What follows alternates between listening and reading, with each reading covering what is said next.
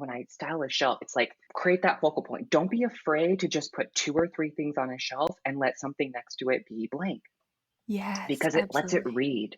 It lets it Mm. read, and your eye will dance between each of those vignettes. Home, home, just wanna go, home, home, back home. I've been gone for way too home, home.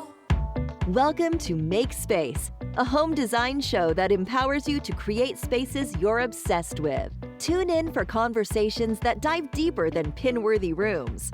Host Cara Newhart teases out the essentials of designing spaces that feed your soul and inspire your creativity. Cara has been featured in House Beautiful, Apartment Therapy, and has collaborated with brands like Home Depot, Wayfair, Amazon, and more. Here's your host, Cara Newhart. Hey, it's Cara, and I'm on a mission to help you find your style, learn to tackle home design without intimidation, and unlock the confidence to transform your spaces. On the show today, I'm sitting down with my friend Anthony from 136 Home. Anthony is amazingly talented at curating a home that's very expressive of his personal style. It literally looks designer, and it's made with many and mostly thrifted items. We're diving into strategies for uncovering your personal style, as well as some tips for thrifting for an elevated looking space. Because he literally is like a professional thrifter. He's the person that you want to get tips from in terms of how to carefully select items for a space that looks polished. As you know, before we dive into the interview, I give you some quick and practical design strategies that you can use to create spaces you're obsessed with. I'm going to share some quick design strategies for how to uncover your personal style. Tip number 1, tastes are developed over time. So your personal style isn't something you can find through a style quiz. It's not a checklist of design elements that you like or labels, but a certain point of view. Style is a perspective and a way in which you curate and see the world. This voice is something that you develop over time, and it changes as you grow and change. Your style is influenced by your life experience. So when you're uncovering your style, don't look for, the elements you like or the words that you think you should use, like, modern or contemporary. That's not your style. Your style goes deeper than that. And this is also very freeing because you don't have to define your style or fit it into any of those labels. They can be very helpful in guiding you, but they are not the end-all be-all of your style. Your style is personal, and I think once you shift to think about style in this framework, it becomes so much easier to figure out what your style is. So a suggested episode I would follow up if you're really struggling to find your style is number 38. It's all about how to use Pinterest to design your house and some great tips for how to translate inspiration into your actual space in a way that feels like you and not like copy and paste. So that can be a really good place to start for some people when style kind of feels abstract, to have that kind of practical strategy for exploring your style. That could be a good follow-up to this episode. So tip number 2 is to look to your story to inform your style. So if style is about your personal voice, your story can really inform what that looks like. So on a basic level, this looks like doing this literally. So having certain decor items that are sentimental or have a personal story behind them, like a personal heirloom or a piece of driftwood that you found on vacation.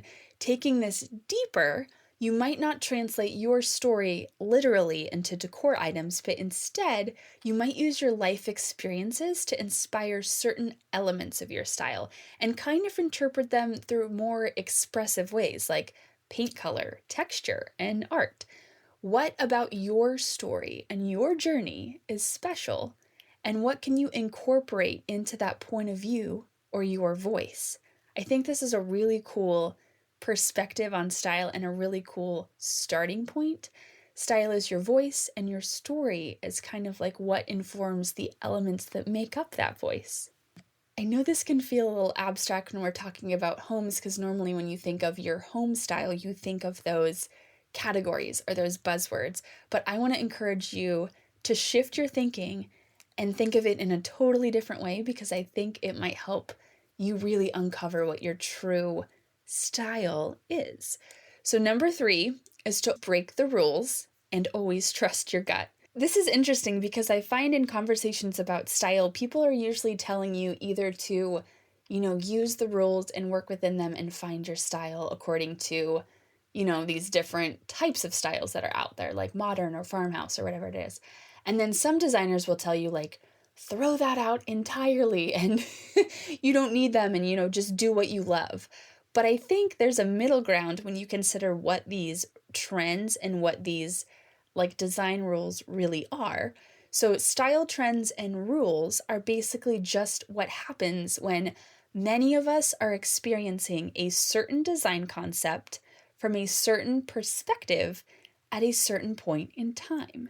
So trends are something that you should try on and you should experiment with and you should choose through your gut feelings about them. So yes, if you don't love it, it's not for you, but they're amazingly helpful in terms of giving you a reference point, giving you something to work with so you're not designing in a void or starting from scratch. And so I think there's this middle ground where it's like you do what you love, but you also embrace like these trends. You embrace these moments of many people, trying this style on or trying this trend on at the same time. You can be a part of that. And that is like a fun way to experience your home and experience keeping it fresh or trying new things in your space. So I just thought that was a really interesting way to think about it because it's not about like, should I follow the rule or not? It's about what can I try on, almost like, clothing, like what fits me. Let's try it all out and let's see what feels like me, what feels like my voice, and what fits my story. And my last tip is that style doesn't come from inspo photos, it comes from you. So this is kind of challenging because I think when you're first defining your style, you kind of need a reference point to have those elements like, paint colors or vibes, light and airy, or trends like farmhouse. You need those kind of visually to be able to kind of have a reference point to see what you like and what you don't like. But when you really kind of break out of that box and realize like your style is coming from you as an expression and you're just using those elements as tools to express your style, it's so empowering because it means you don't have to invent your own unique style out of nowhere. You use style as a reflection of you. So great style doesn't mean that you're simply good at curating. You're simply good at putting together trends from inspo photos that you found and you curated a great combination. It means you're using design elements to express your voice and your perspective in a way that's unique. And it can't be replicated because it's a unique perspective. It's your voice. And this is also why I think diversity in design is so important, because looking up to different designers with different backgrounds and different perspectives helps us broaden our own perspective and kind of grow our voice. So I know this got really like artsy design school conversation really fast, but I wanted to kind of try to reframe how you think about style and maybe give you some elements that can help you feel empowered to step into your own voice and own that as your style versus trying to like piece together design elements and create this like Frankenstein situation that is your style. Design elements can certainly help, and design rules can absolutely help guide you. But at the end of the day, it's not just about what you love, it's about your voice, your point of view, and what you want to express, whether that's a vibe, a feeling, or part of your story. So I think that's a really beautiful way to think about style.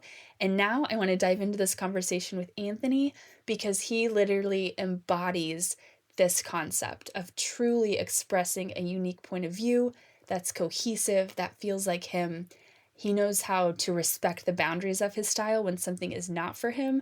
So I think you're going to get so much out of this conversation in terms of how to express your style, and not only that, how to do it affordably through thrifting items in a really amazing way. It's so good. So let's dive into this conversation with Anthony. Okay, welcome back to Make Space. Today I am diving in with a really good friend of mine. We are talking about personal style. He has the best defined style that you will ever find on Instagram. He has one specific corner of his house that I say is my favorite corner on the internet for good reason. There's a yellow situation going on. We'll get into that. But for now, welcome, Anthony. I'm so excited to have you on today. Cara, I'm so over the moon. This is so exciting. I'm such a fan. So thanks for having me on today. This is great. Oh my gosh, you're too kind. Well, I cannot wait to break down your style and some of your strategies because you are just so good at navigating, like building a really cohesive style over time. So I feel like you have so many good hidden gems to share with the listeners. Absolutely. Happy to share. Yeah, perfect. So the first thing I kind of want to dive into is just your personal style. I think you have such a strong and defined sense of your style. It's very expressive and it feels very cohesive throughout your home, which I think for someone early on in their journey is very hard to see, just starting out how you could get there. So how did you get clear on what your style was? Was it always something that was kind of like innate within you that you just needed an outlet to express? Or was it like for real a journey of trial and error? Oh, Cara, that's such a good question. And I was, it's one of those things when you ask people, sort of, I think like, well, how did you get into this stuff? I was Mhm. that kid that, that was cutting out magazine pictures and framing Yeah. them and putting them in their room and like grabbing my mom's frames and like being like, Mhm. hey, can I like take out this picture of me that's super awkward from Right? seventh grade and put it in the room, right? And when I was telling my mom about sort of my journey with it, she's like, you've always done that, right? And it sort of Mhm. surprised me. Like for Right. some reason, it was like I didn't. It's like you don't always acknowledge the things that are in yourself innately. So yeah, I guess the short answer is that it's always been something that I've done. I was the kid that always did my room up in a theme and was moving Mhm. furniture around. And when we'd go, to the store, I'd be like, oh, this lamp is cool, mom. Can I put it in my room? And that was just who I was. And so it's Right. always been a part of me. I went to art school, so I've Mhm. always identified as being an artist. To the dismay of my mom, I did not want to go right into business school. Right, right. Um, but I did end up doing that. But I went to art school and then I really got involved with like charcoal drawings, which you'll see Mhm. now are part of my gallery walls. Yeah. And I learned about sort of the fundamentals, but it was always a part of me. But then I also have, and you'll see it, I think, reflected in my personal style, which is I have this very logical, sort of grounded Mm. approach to kind of keeping things simple and clean, but then throwing Yeah. in that artsy side. And sort of the struggle I've always had is like, how do I have a grown up home that Yes. doesn't look, cluttered with just like all kinds of crazy artwork on the wall, right? Right, right. But, I think it's always been something I've been developing over time. So Mm. when I got to this home and I was fortunate enough to be able to purchase for the first time, I was like, what do I want this home to be? And what do I want it to look like? And it was simple for me. I wanted it to be calm and relaxing foundation. I wanted clean white walls so that Mm. my artwork and the accents that I throw in will pop, Right. but I wanted to feel grown up and adult and slightly masculine in the way that I have, lots of black. I've got black Mm. walls. I've got Mhm. like black vases and I have really muted kind of background elements. And then on top of that, I really wanted to layer in old. Yeah. And so many people told me, well, it's going to look like grandma. You can't do Mhm. yellow. You can't do yellow. It's crazy. And I decided I can do it. And I Oh, think the way yeah. that you can do it is by starting with a clean foundation and then find perfectly curated pieces from thrift stores and garage sales and Facebook Marketplace and layer them in. And I'll tell you what, it works and I love it. And I'm obsessed. I love that so much because what I hear emerging as a theme is like when you are trying to do a bold color in your space, so many people are always asking me like how do I, do a bold color, do a bright color like yellow without it looking like a kindergarten classroom. Yes. And I think the trick that you just hit right on the head is that you have to like own it, and there has to be that intentionality behind it, and also some way for your space to feel grounded. So you've done that through like masculine black, and then having these interesting pieces that you've thrifted to really give it context. So it doesn't feel playful. It feels bold and like full of personality, but not like this overly playful, ungrounded, like fun color just happening all over the place. Yeah, Cara, you totally nailed it. Oh my gosh, thank you for summarizing that. No, that's definitely it, you know? And it's a little bit hard to articulate, right? But It I is. It think so is. I love that you said intentional because that really what it is. And that's like the best design for me. Like when I style a place is, if I put a bulb of garlic in a wooden bowl and that is my centerpiece on my coffee table, as long as it looks intentional, as long as it doesn't Mhm. look kind of haphazard, it can Yes, be a work of art. And that's what I'm telling absolutely. people all the time in this amazing community that you're a part of, that I'm a part of, when people are like, how did you make a sweet potato look beautiful? Mhm. It's intentional, guys. It's intentional. It's in a really specific bowl that has, not too much clutter around it. It's become a focal point in it. One of the things I tell people a lot is when you place something vintage and old and you have it right next to something black or white, if that is the highest contrast point in your room, your eye is going to jump to that. And I just Mhm. create those moments all across my house so that you're jumping from a piece of art to the centerpiece Yes. and your eye is moving around. And what I tell people on the blog too is like, that's creating a dance and that's interesting. Yes. And I love it. And it's my favorite thing here. I get so excited about Oh that my stuff. gosh. Well, you're so good at it. It's like one of your core skills, I feel like. But I love that you called it a dance because it is that like visual journey through your space, but it's like the sense of like activeness in style is what makes it really good because it's not that staged look or that like magazine, everything perfect look. It's the active, lived in look while still feeling like so up leveled, I guess is the good way to put it. Yeah, no, I super appreciate that. And I think when you said that, it reminded me of one other thing that I say a lot to people. And because I get Yeah. asked a lot about shelf styling, which, oh my gosh, Care, Mm, if I could mhm. style a shelf all day, every day, that's Uh-huh. what I would do. I love it so much. That and I love gallery that. walls. Yeah. Oh But my gosh. but the way that we talked about that intentionality and that dance, and look at us creating a tango right now, Right? is it's negative space. When I style a shelf, it's like create that focal point. Don't be afraid to just put two or three things on a shelf and let something next to it be blank Yes, because it lets it absolutely. read. It lets it Mm. read, and your eye will dance between each of those vignettes. So, yeah, that's why I tell people.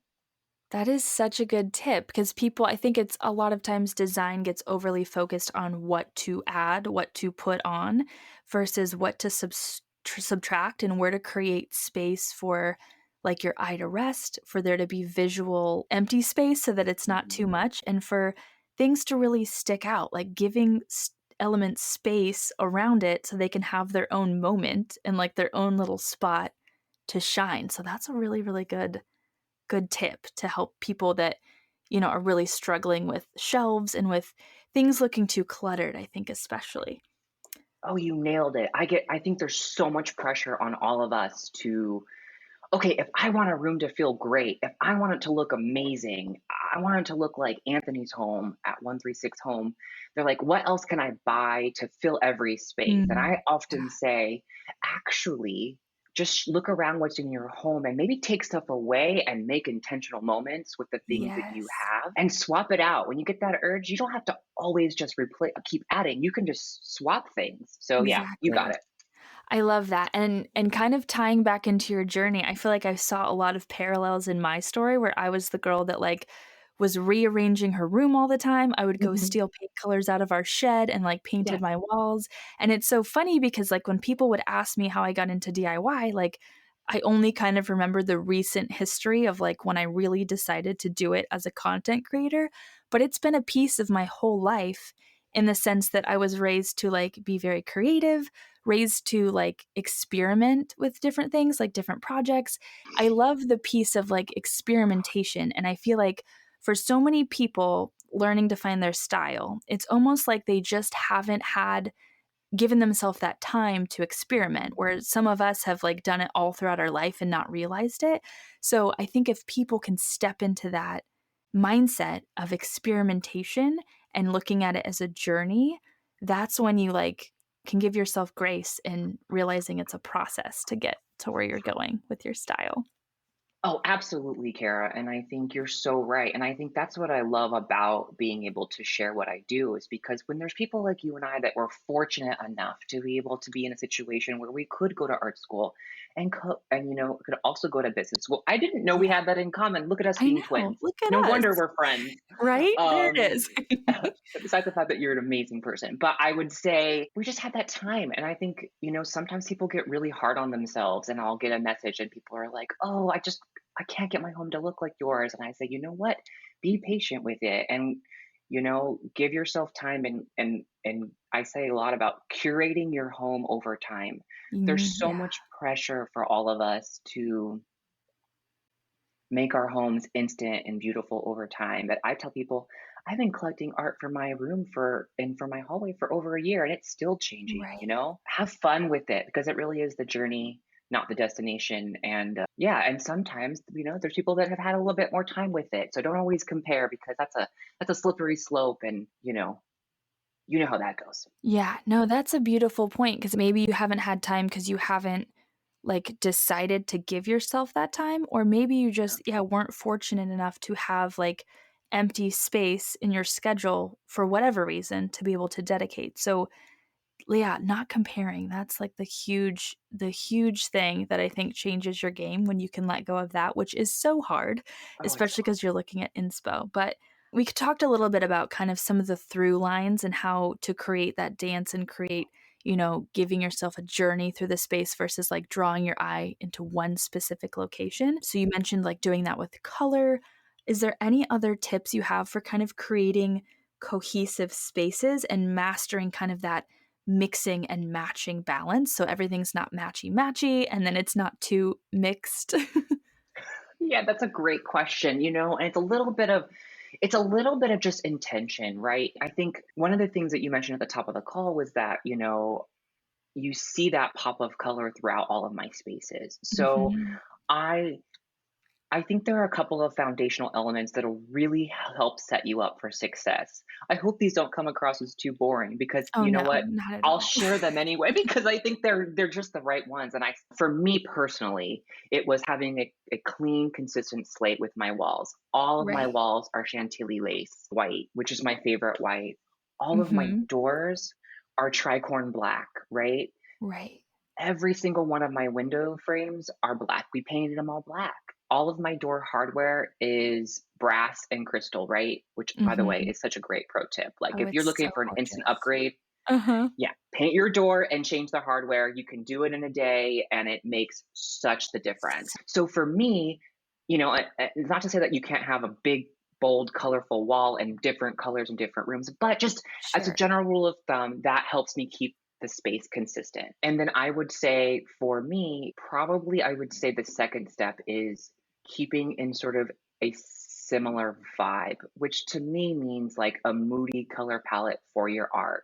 All of Mm. my art, while it's all different in different frames and different subject matter, it's these inky jewel tones. They're these kind of muddy Mhm. browns, Mhm. muddy greens, darker inky tones. So the art also from room to room really feels consistent, although it's very interesting, right? So I Yes, feel like yes. that's really great. So when you're in my hallway and you're in the gallery wall in the hallway, and then you step into my living room, while we go from more of a yellow to a more mossy green, the Mhm. artwork is still carrying those colors all the way through. And I think that's really helpful. Yes, that's a really good point because I think that's something that goes kind of unthought of in a lot of people's design plan. As you think of the room, you think of Mhm. standing at the door, taking a picture of that space and how will things look cohesive. But the through line of like sight lines from one space to another, or as you're walking through, different rooms, how do they tie together but still have their own kind of personality? Or how can you change the vibe but still have things feel cohesive? And it is through elements like art, where it's like you have consistency throughout the space and then variety in like the color palette or whatever that looks like. So that's a really good thought there. Oh, good. I'm glad that you think so. And I think the other thing that I was thinking about, Cara, while you were talking was that the other way that I really do that is, I'm such a sucker for a vintage book and Mm-hmm. and any vintage items that are walnut. So you'll see Right. consistently through my home is that I place vintage books very strategically. I mean, nothing, first of all, smells better than a vintage book. Right. It's such the coolest smell. And those worn pages, and if you place them next to your fireplace, and I have an open book of poetry on my kitchen table that you Uh-huh. see when you're in that living room that you just talked about, which is sight lines, which I love. That is the first thing you see when you walk in, is the living room and that sight line. So you'll see that there's vintage books in each room. And then, the woods that I use, I often try to just keep walnut woods throughout the house. I think walnut is sort of this rich brown, and I think it kind of ties everything together. And then, of course, Mm. don't forget, we've got that black. So you've got a real matte black consistency throughout the house as well. Yes. That's so helpful because I think what I really wanted to do with this episode is have people be able to go to your Instagram and see your style, but then really tune in here to like see the thought process behind it. Because I think Okay. there's one thing to be said about having an inspo image and being like, wow, I love that. But really hearing the strategy behind it is kind of how you really truly help people, take what they need of it for their own style and that like showcase that thought process. So I'm loving these tips and the Oh, way you're good. breaking it down. I think it's going to be so helpful for people to see this process. But one of the things I love about your style is your talent for thrifting, because I think there's so many elements of like finding gems, sustainability, being able to replace Yeah. things and swap things out without spending too much money. Do you have kind of like a just a thrifting strategy in general for your space, and maybe some tips for how you really find those pieces that fit your space, but also that are like maybe high quality or interesting? Because there is a lot of junk you have to sift through sometimes Yeah. at the thrift stores. Oh man, do I love this question. I could talk Mhm. about it all day. And yes, Uh-huh. I absolutely do. And you know what? There's no magic here. Let's dive in, okay? Right, right. Yeah. So, I'm with you. Let's just first and foremost, the thing about thrifting, my mom was she's like, she will not go in a thrift store with me because she's like, Hmm. "Oh, it's junk." And I'm like, "No, mom." And I've converted her. So if I can convert Yes. my mom, You I can can convert convert anyone. anyone. And my favorite thing to say to people when they reach out to me is, everything you saw in this corner on this shelf is thrifted except one thing. And people are Yeah. like, you have to be kidding me. And I'm like, Right. no, it's 100%. And let me explain to you my strategy, okay? Yes. So, Yes. Give me first it. and foremost, I keep a list on my phone. And Okay. it's literally just, if I'm out walking Echo, who's my dog, who you'll see on Instagram stories a Uh-huh. lot, if I'm out walking or I'm at the grocery store or I'm working through the day and I'm like, oh, you know what? I would love to have in this spot a small side table. Mm. I will write it down, and I keep a measuring tape on my keychain, not one of those big bulky ones, I keep that little sewing Little one that baby goes, one. Yeah. the little baby one, yeah, and I measure it and I keep it with me at all times, okay? So I keep that on my keys. But then I'm like, "Oh, you know what else? I would really love, like, a little small lamp. Like, I need a small lamp just right here." And so I Mhm. just keep a constant list in my phone, and I keep the dimensions, because the worst thing is, if you're anything like me, Cara, I get distracted very easily. Maybe Yep. let's call Yep. it, yeah. I'll walk into a thrift store or a brick and mortar and be like, "Oh my gosh, I love this and this," and I'll forget A, what I want to get, and Yeah. B, you know what? I love this, but is it even big enough? And you only have to make the mistake once Yep. of buying something that is just way the wrong size. So Absolutely. that's the worst. So first and foremost, I keep a list, okay? And then within that list, I always it's a need versus a want. I think you have to always be Mhm. honest with Yeah. yourself about what a need and a want is. I need to get a bed in here is different than I want a scalloped lamp made of concrete. That's a Yes. little different. Yes. Yes. The next one I always tell people is timing. So I would always say, know your local thrift, right? Yeah. Know what day they get stuff. You know what else? Make friends with them, not Mhm. opportunistically, but you Yeah. know what? Talk to them, get to know people because thrifting is an amazing community and I've met some of the coolest people at thrift stores and through Facebook Marketplace. Yeah. And some of them I still talk to. But you know what? Mhm. They'll let you know that list that we talked about, Kara, like if they know you're looking for a vintage, rug that's 8 by 10 that is in this, oh, I don't know, muty, muddy colors like moss green, and you give them your phone number, they don't want Mhm. to have to put it out on the floor and all that. They'll give you a call if you're Yeah. polite, and you know what? Bring them a coffee. They'll love you. Right? You make their job easier when you do that. That's a magic tip for sure, because everybody wins. Absolutely. Yeah. Absolutely. And there are days they'll be like, we get this stuff on Tuesdays. So just know when to go. And I say that applies for thrift stores. I would say it applies for, like regular swap meets or things like that. Uh-huh. I love this because I feel like we just kind of dove deeper than some surface level thrift advice that is out there. I think, you hear like, oh, know your store's schedule, like when they put out new things. But knowing the people and like having that list is like, that's totally the hack. Because I think a lot of people approach thrifting of like, oh, I'll just go and just see what there is.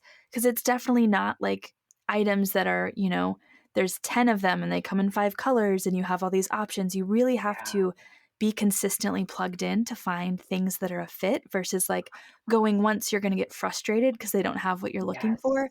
But that Yes. running list and that ideas in the back of your mind of how you're curating your home, you're going in with a plan and then you can really find pieces that fit your plan versus trying to find something that could be kind of cool, that looks cool at the store, and then you bring it home and it's not a fit and it's not cohesive. So, yeah, planning, but keeping it simple and just having it on your phone and just when you think of it, kind of like just infusing it into your life and your schedule. That feels like the best way to do it. I really love that approach. Absolutely, Kara. And you said it earlier. It's just being a little bit strategic about it. And when I talk about these things, and like I try to give advice to people like, through the Instagram or the blog, whatever, I think about like, what do I wish someone would have told me prior? Right. And I think that's really important. So plan, and go early. I say go early. If you come later in the day, Mm, the good stuff is gone. And you know what? When you get to a thrift store, I do one giant lap, right? I do a yeah. lap just to make sure that I can see everything and I know what it is.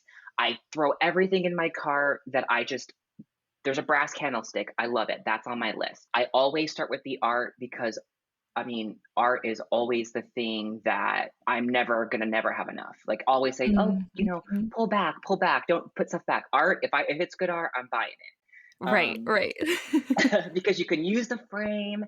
If you don't have to even like the art on the inside of it, you can remove that. You can, Right. DIY the frame with some rub and buff. I know that's kind of Mhm. a hack everyone knows. But yeah, I would say look all the way through the store first, and then let's just make sure that you're looking for the materials that you really love. Because you're right, there is junk, and that's just the way that it Right. is. But start to look for things that are high quality. Walnut wood that doesn't have a sheen on it, brass Mhm. that is actually real brass. And, don't be Right. afraid to Google stuff when you're standing there.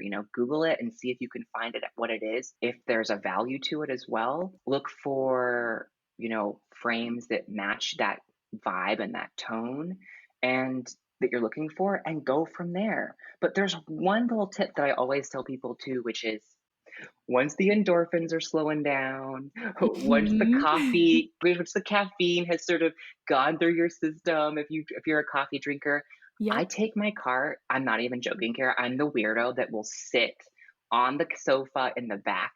I will sit in front of my cart and I will just look at each item for just 10 seconds. I love Is it this, on my yeah. list? Is it a need Uh-huh. versus a want? And there will be something that you're like, this is just such a great find. I can't believe I found it. And Right. then I put some things back, right? Um, Mhm. and then I get up there and I, talk to the person and I check out. And then, I'll say, hey, Susan, my thrift store, they have a sticky note next to the register with my name on it. I I'm like, love hey, this so Susan, much, yeah. yeah, if you ever see, I am so hunting for a white stone ceramic vase. Like, if you see Mhm. one, let me. And she's like, okay, Aunt. And, also I'd say, don't forget there's newsletters and discounts. Some days they give discounts. And if you sign up for their Mhm. newsletter, you'll get 15% off. So that's how I approach thrifting. I like that tip of, like, reassessing before you check out, like, taking a breath, because I think I, as someone who loves shopping, gets caught up in shopping as an activity, and so the pieces are like, Me I'm very too. excited about them, and then it's like, let's just reassess, like, how I'm bringing this into my space and give, like, a second more thought to that process and kind of step out of the store for a minute almost and just look at each item like, where is this gonna fit in my house? How is it gonna fit? Where is it on my list? That's such a good tip because then you're not, like, just being swept away by the thrill of the hunt and just like, "Oh my gosh, it's $5." No, and we Really all do that. intentional. We Yeah, all do absolutely. that. But I'll tell you what, the more times that I brought things home, I'm like, you know what? Maybe I won't quite use that. It's that. It's like, I didn't Mhm. really love it. But if I take that time, you'll bring more things into your home that you love. And while I love to thrift and I love curating stuff over time, and Lord knows I've got a garage full of stuff, Right. but the stuff that I really want when I've taken that moment has made it onto my walls and my shelves a lot more successfully. I love that so much. Okay, so we now have strategies for cohesiveness and how to bring things into your home intentionally. Do you have any tips for kind of like that mix of old and new? Because obviously, the right thrifted pieces are going to look amazing and up leveled in your space, not like it's on, a thrift store shelf with way too many things going on. But what are Right. some tips for balancing, like, when do you treat yourself to new stuff? When do you look for new stuff that's maybe more modern that maybe even you can't find thrifting? And how do you balance that? That's a great question. And one thing that I talk about a lot is old and new and when to splurge, right? Mhm. There are going to be certain times when, you're not going to be able to maybe want to thrift your bed, right? Like, let's use that Right, as an example. I mean, because that's what I right. did in my home. I had a very specific space that was super difficult. We have a soffit that runs at the base of our floor in our bedroom. So, a typical four-poster bed, the back poster board, the back legs, excuse me, of the Mhm, bed mhm. had to be like, cut at the bottom to fit on top of the soffit so that we weren't Oh, going to like wow. eat into, yeah, right. So you just have to know when is the right time to splurge and potentially outsource or work with another professional carpenter or upholsterer person, or go to a out of the box store, or even work with another designer who has the expertise that maybe you don't. Right. Um, and you just got to know, well, let me back up, start with your budget. Mm, There's nothing more freeing. I know it sounds scary, but when you have a budget, you can navigate it strategically. Because I think that's a theme that I hear a lot from us today, Kara, is yeah. if you approach it strategically versus just running into a room, and you've got $1,000 really only to do this room with this bed, it's going to really focus you on where you can and cannot spend your money, right? Right, right. So maybe you want to invest in the bed out of a box store, but those gold pillows that everyone loves so much in my bed, girl, those are from Target.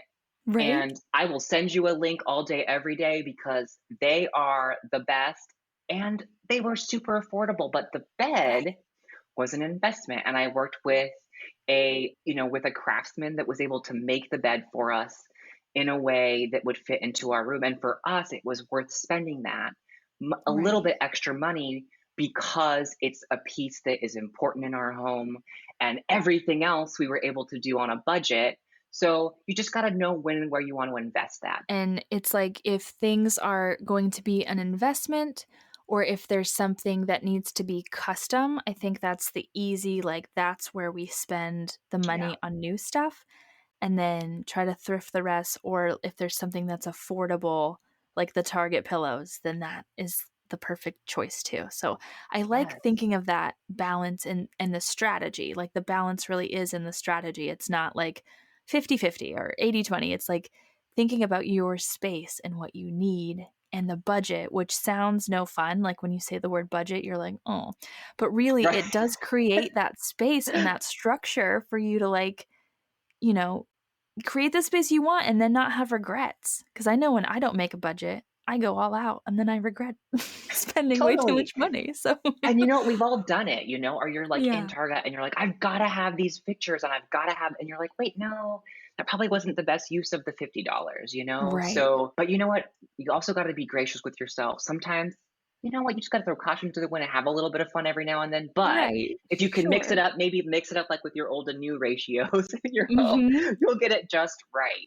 And there's Yeah. areas where you'll want to splurge like that. Like maybe it's the bed. Maybe for us it was the recliner in our living room. I Mhm. was like, a recliner? No, I'm not going to put a recliner in there. But I put a recliner in there, and we had to spend. But my rug is a really affordable rug from Amazon, and Uh-huh. the Uh-huh. nightstand is an old vintage trunk that I got on Facebook Marketplace for $40. But it's you know a couple $1,000 piece next to a $40 nightstand. And it's all in the same room. And I'm so proud about that about my home. Oh, yeah. No, that's exactly how to do it, because that's really what takes, like, the thought and the art of it and the design of it is, like, that balance where you get a space that looks like everything was expensive when really you only invested in, like, some key pieces. But something that came to mind when we were talking about, like, being at Target and just like, "Oh my gosh, I want all of it."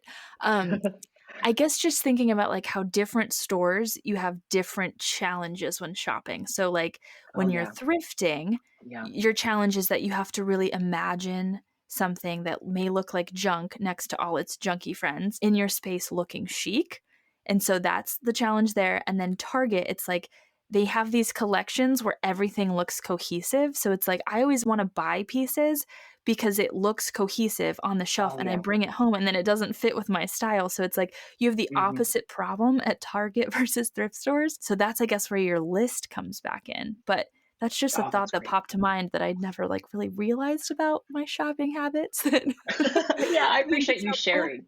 No, and I Yeah. love that about you, Carrie. You're always so honest. I would say, okay, let me just offer one piece of advice that I would say, if is one thing I do is I have, talk about inspo a lot, right? And that can get, Mhm. that's great to your point, but it also can get overwhelming. I just have Absolutely. one picture that I always reference back to. Like I literally have it on my phone, and it's a picture of it's a white wall with a vintage chair with an alcove that has a gilded frame in it, a distressed piece of pottery, and a black sort of piece of sculpture. Yeah. And when I'm standing at Target, I'm not even joking. Again, I'm the weirdo that will sit in the back of a thrift store. I I'm the love one it, at love Target it. with my phone. I just look at it because I don't trust my excitement. I don't trust, Yes. I get so excited about so many things, and that's a great trait to have. But the Absolutely. way that I ground my feet is I hold up that picture to it. Does it go with this? Does it fit in this vibe? And if you can find that Mm. one picture for you that makes your heart sing and you Yeah, feel like it defines your style, for me, old and new, black yeah. and brass, a pop of gold, like Mm. if it can work with that in any way, material, shape, color, then I give myself the okay to consider bringing it home. But you're right. You'll stand in that curated section of Target or Crate and Barrel and Uh-huh. be like, "Oh, this is so beautiful," but that might not be the reality of your home. So, Right. That's just kind of like a really good strategy from, like, a true artist, is that you can, like, respect things for their beauty and not have to have them be yours. Like, you can oh look at yeah, items and be like, "That is amazing, that is beautiful, this whole vibe is amazing, but it's not the vibe I've chosen for my house, and therefore we're not bringing it home." So right. that's a really, really good tip. Well, and that's like with on my Instagram, I'll always share a couple people's work on my in my stories that I love. And I always tell people, Mhm. "Hey guys, this isn't necessarily what I would do in my home, but I can just respect it so much." So I feed that craving too for other Yes. Mm. styles by Mhm. just looking at it and sharing it. And sometimes that's enough. Absolutely. Yeah, I like that so much because I think people, like, haven't had that clearly defined line between, "I love that, and I love that for you or for this situation, and I love that, and I love that for my home." So a lot of Right. times, like, I loving things, there's, like, they don't have that definition, and that's really the line that's, like, the border of defining your personal style in your home, and so once you can master that, then so magical. Oh, good. I hope that was helpful. That's awesome. No, that's I think that's a really good, like, mental image to have for people too. I feel like that a lot of people will be empowered by the idea that, like, you're allowed to love something and be excited about it, and it at the same time is not for you. Like, that's totally like a piece of respecting design and becoming an artist of your own house. So I like that. Absolutely. Or it's just not the season of life that your home is in right now, you know? Exactly. Maybe that's your next home. Or you know what? Maybe you can take elements from it that would fit into your house. You just got to think about it Right. intentionally. Absolutely. Like, in a world where inspo is everywhere and we have every image at our fingertips, it's Right. totally now becoming about like curation and navigating that. And so I hope people are feeling inspired to get good at that for themselves. So that's really good. Oh, me too. I love it. Okay, so you have recently started a power tool journey. So I want to dive into that and just kind of like how you've approached it, maybe some beginner tips, and if you've had any like challenges along the way that like looking back, you'd be like, I wish somebody would have told me, like I wish Cara would have told me Well, XYZ. yeah, it's a great question. Well, first of all, Kara, you were the person, that inspired me to really, you were one of the first people that I heard through your podcast when I started my journey with my home that like someone saying, do not be afraid of power tools. Like I almost felt Mm, like power tools were for somebody else. right. I'm not the most rough and tumble male. I don't, get out and fix a motorcycle. I'm not that guy. Right, So right. I felt like power tools were maybe too much for me and I'm frankly scared, but you know what? They're not. And when you kind of talked about it, I said, you know what? I think it was you that mentioned or that was like, what is a good thing to start with, and you Mhm, had sort of a mhm. list. And for me, it was the miter boxing saw, which isn't essentially a Yeah, power tool, but it started me there and I'll get going. right. And I was like, let me just use a saw. Let me do this myself if I'm too intimidated to start with a table saw. So I started with that and I put up my very own box molding and I did it on stories and I did it all by hand. But I think Yeah. it was about how do you start something approachable? And this is such a good point, Kara. It's like Mm, you'll see a finished room on Instagram. It's like, oh my gosh, I need that. I need to start there. Well, break it up into small chunks. Maybe just start with right, how do I style my nightstand? And this right. is what happened with power tools for me, which was you said, start something small and approachable. It's the miter saw. Started with it. Okay, I can do it. Mm, Okay, I'm up for, and then it was like, oh well, use your brad nailer, right. and I'll tell you what, I was hooked after I used my nail gun. Mhm.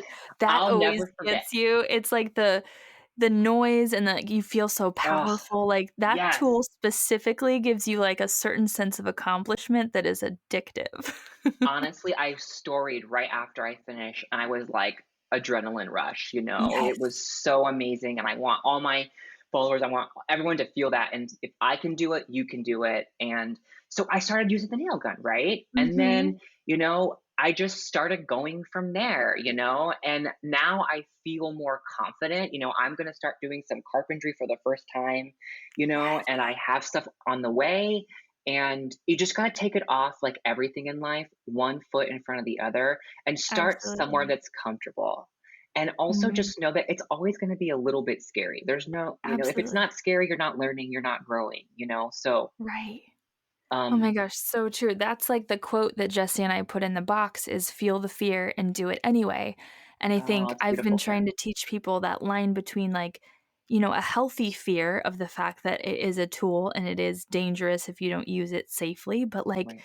you need to be able to not be fearful of trying something new and of trusting yourself to learn. That's the fear and the mindset stuff that I'm like on a mission to help people overcome. So I just love hearing your story and how you've navigated that. It's like, it makes me so happy and so Well, honored you're I got to be a part of honestly, it. Kara, your words, like your voice, hearing that helped me. It was just like, yeah, why am I doing this to myself? Why am I telling myself I have to have the Home Depot cut every single piece of wood? Like, Mhm. why do I feel like that's the case? No, I can do this. And Right. you're right, though. Be safe. Make sure that you check everything. Safety first, but start comfortable and go from there. No one becomes a master athlete out of the gate. They start by picking up Absolutely. that baseball bat for the first time and learning how to swing. Mhm. Oh my gosh, so true. And yeah, the Home Depot thing, that's exactly where I started. I would plan stuff out, they would cut all the Same. wood, and finally I just got tired of standing there for 30 minutes, Yeah. having this poor, sweet retired man cut all my Yeah. wood. I was like, you know what? I need to be able to do this. So I'm Good gonna for you. learn. Well, and But when yeah. you see amazing, strong women like you and Jesse and other, people doing it and showing the way, it makes it a lot easier. Oh my gosh, you're too kind. You're really encouraging me. This is making me feel so energized. I'm so Oh, lucky. no, absolutely. Okay, everyone's gonna have to follow you and follow along. So where can they find you on Instagram to check it out? Oh, yeah. Yeah. So you can find me at the numbers 136 home. So 136 home on Instagram. That's where I am in the blog too, 136home.com. Yeah. Okay, so everyone go follow Anthony. Go follow along with the powder bath that's coming up. I'm so excited. But yeah, okay, this conversation was so, so good. So thank you. Oh my gosh, Cara, are you kidding me? I loved this. This was so much fun. And I really do hope it's helpful for everyone. I mean, we've put the blood and sweat and tears, and let us help you guys kind of learn some of what we've done. And nothing makes me happier than sharing this stuff. And that's why I do it. And connecting with awesome people like you. This community is so great and it's been so wonderful. And I had so much fun. I could do this all day, every day. Oh my gosh, me too. #obsessed. This week, I'm obsessed with my door handles. I just changed all the hardware in my house from builder grade knobs to these gold modern levers that are beautiful. I love them so much. It was a fun reminder that, the small things can really make a difference when it comes to the vibe of this space. And I feel like door handles are obviously such a small item, but they can really go so far to help things look polished and cohesive and amazing. So I shared this process on my Instagram of how I did it. There's like a fun little video of I like bippity boppity booped the handles. It took way longer than that because I have like 22 doors. But if you want to go catch up on the process, you can check my highlight bubble, or I actually made a couple YouTube videos to help you. So if you're interested in swapping out your knobs, you can feel guided, because I know I felt like a little lost at first. I didn't know what to pick. I wasn't sure how to change a door handle. So I made one video all about how to choose your hardware, and I break down some of the things to consider, including like deciding between a knob and a lever, some of the design elements, some of the finishes. So I think that's really helpful. And then the second video shows you how to actually install hardware step by step.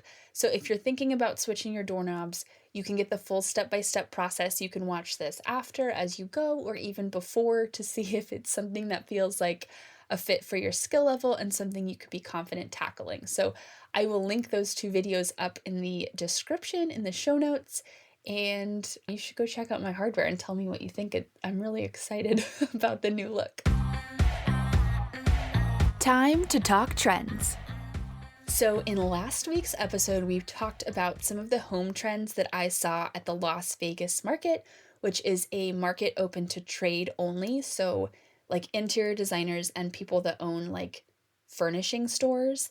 So you go and you get to see all these different brands, all their different offerings. So it's like products that you would, as a designer, be able to offer your clients, or as a store owner, be able to sell like retail in your store. So it's items that you actually don't get access to as a regular person, yet a lot of times they're picked up by like boutiques or even box stores like Wayfair. So you might get access to them at some point, but it was really helpful because we saw like a ton of home trends. So I was talking about all the different things that were kind of on trend that you might want to look into that I saw.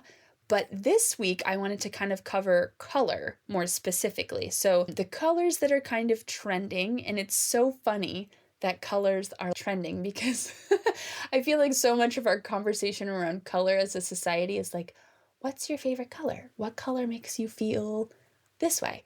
And then there's like colors that trend. So that's just comical to me that we don't always just pick what we love. But again, it's another way to explore and try on something. So the first trend that I saw was this neutral and creamy white. So pairing that with like natural tones like wood tones or browns is kind of like the front runner for spaces in terms of trends. Like that was everywhere. There was like neutral creamy furniture, neutral walls with like different kinds of accents. But then I also saw like a bunch of mixing in of pops of color into this. So it's not just about like that light and airy look. It's also about adding color. But I noticed that the color was very muted color palettes. So not like bright rainbow crazy. It's colors that are very grayed out and muted, which means you get color, but it's a very like subtle look and a more like moody feel. We talked about this a little bit with Brian in the episode with him. He's the editor of Do It Yourself magazine. We were talking about specifically farmhouse trends and how like adding in color is kind of the next phase of farmhouse, because we've done this whole like white everything situation. But I'm seeing that on the modern side too. So modern contemporary decor had the same sort of trend going on, just with different furniture. Like instead of, chippy paint, it was like these modern sleek pieces. We talked about the couches being like organic shaped, bean shaped, all that kind of stuff. So muted color palettes. And then in terms of specific colors, warm colors were kind of at the front. So mustard yellows and oranges, burnt oranges were like everywhere, as well as like this muted medium blue kept popping up, which we talked about with Brian too. It's just kind of like a classic middle ground blue, but then it's got a little bit of gray to it. So very classic. But yeah, Anthony is totally rocking the mustard yellows in his house. He has like a black and white, very clean kind of background with then these pops of like mustard yellow everywhere. So he's totally on trend in terms of what I saw at the Vegas market. But those are kind of the color trends. So if you're wanting to experiment with color, I always recommend going muted. That's been my style forever, is kind of to avoid those bright, really true hue saturated colors. I think they look really playful, kind of like a kindergarten classroom. So if you want color, get those muted tones and you'll have a polished look. If you're not already, you need to get it together and follow me on Instagram. That's where the party happens every day. It's where you can see me do all of my projects and DM me with your questions and your spaces and all of that fun stuff. So hop over to Instagram, type in Never Skip Brunch, and follow me so we can be friends there and talk more than just once a week. I'm on my way back home. Thanks for listening. If this is your first time listening in, be sure to hit that subscribe button so you can stay in the loop with the newest episodes. If you're a subscriber and you like the show, be sure to rate, review, or screenshot and share your favorite episode on social.